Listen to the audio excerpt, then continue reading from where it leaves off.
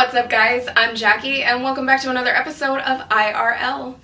In case you can't remember what that stands for, it means in real life, because I bring you 3 ridiculous, crazy news stories that actually happened in real life. So, let's get started.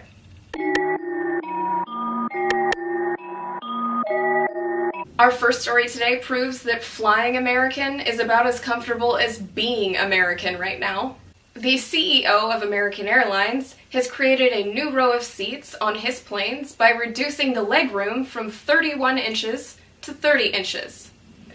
He's claiming that by doing this, the seats have become more comfortable.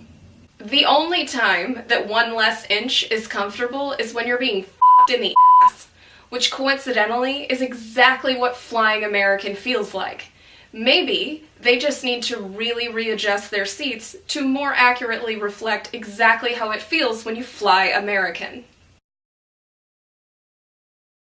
I woke up and photoshopped a dildo on an airplane seat today. What did you guys do?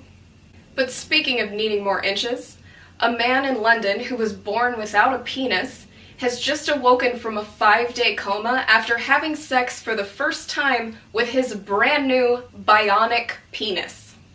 Don't worry, he didn't then immediately contract the worst STD ever. He actually just had some gallbladder issues and they went in and took it out.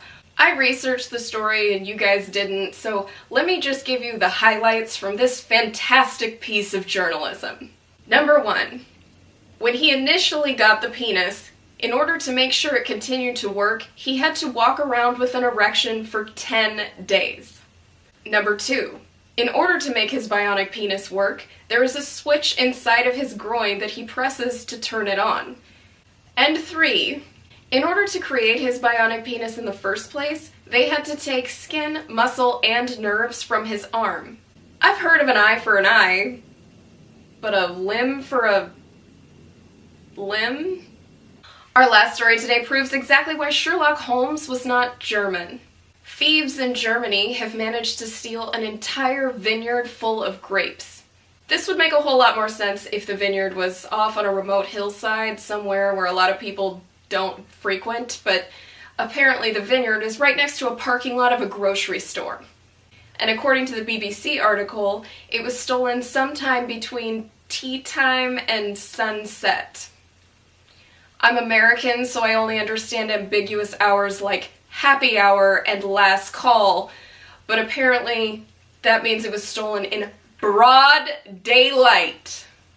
Local winemakers suspect that other local winemakers are possibly to blame for the thievery. You think?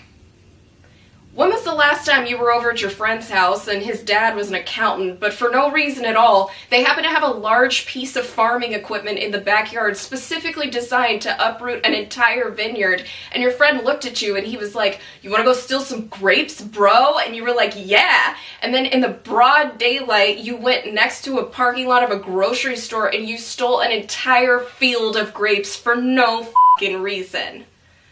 Who the fuck else do you think stole the grapes? That's all this week on IRL. If you like this episode, make sure you hit the like button. If you want to see more, make sure you hit the subscribe button. And if you want to follow me, you can follow me on social media at @TheJackieHenley. Thanks for watching, and I will see you guys next week in real life. Bye.